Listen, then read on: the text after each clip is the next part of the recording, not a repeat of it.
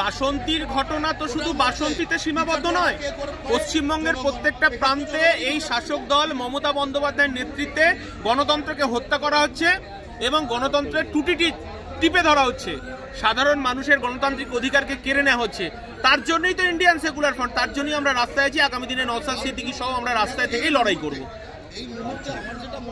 এরপরে আজকের ডিজিটাল মিডিয়ারা সব এক জায়গায় হয়েছে, ভীষণ আনন্দের খবর, ভীষণ সুখবর যে ডিজিটাল মিডিয়া ফেডারেশন তারা রাজ্য সম্মেলনের মধ্য দিয়ে সমস্ত সাংবাদিকরা আজকে একটা নতুন প্ল্যাটফর্মে জন্ম দিয়েছে।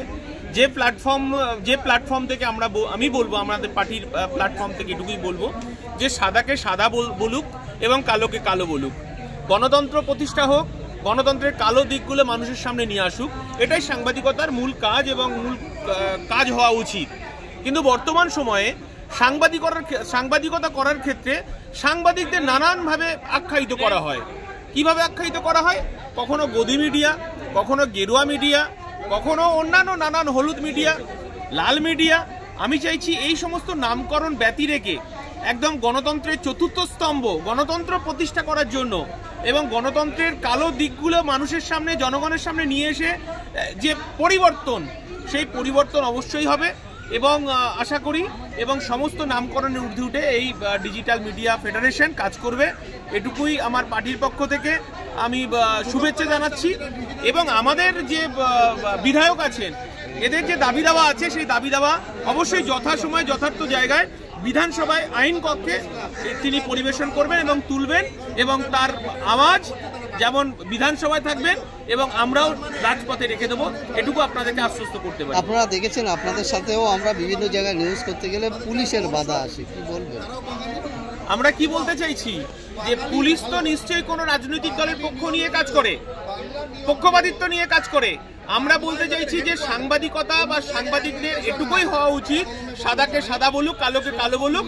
সে যে প্ল্যাটফর্মেই থাকুক না কেন, সে প্রশাসন হতে পারে, সে প্রশাসনে থাকতে পারেন, পুলিশ প্রশাসনে থাকতে পারেন, অন্যান্য জগতের পেশায় যুক্ত থাকতে পারেন। সাংবাদিকদের কাজ হবে সাদাকে সাদা বলা, কালোকে কালো বলা এবং গণতন্ত্রের কালো দিকগুলো সামনে নিয়ে আসবে এবং যে নির্ভীকভাবে লড়াই করার জন্য যেটুকু আমাদের পার্টির পক্ষ থেকে আপনাদের পাশে থাকা, সেটুকু আমরা থাকবো। আমরা দেখি বিভিন্ন জায়গায় নিউজ করতে গেলে সাংবাদিকদের আক্রান্ত হতে হয় এবং যারা শাসকের বাধার সম্মুখীন হতে হয়, সেই বিষয়ে কি বলবেন?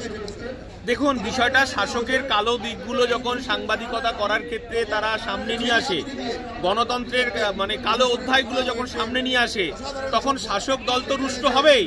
তো স্বাভাবিকভাবেই এটাও সাংবাদিকতার প্রধান লক্ষ্য হওয়া উচিত যে এই কালো দিকগুলো নিয়ে এসে চোখে আঙুল দিয়ে দেখিয়ে দেওয়া যে এটা সমাজের বিরুদ্ধে অনাচার হচ্ছে, সাধারণ মানুষের বিরুদ্ধে অনাচার হচ্ছে এবং এটা হচ্ছে চোখে আঙুল দিয়ে দেখিয়ে দেওয়ার কাজটাই হচ্ছে সাংবাদিকতা।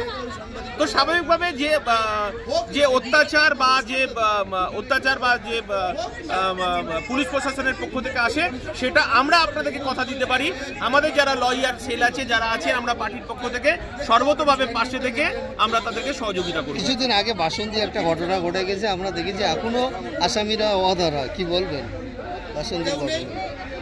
দেখুন, এটা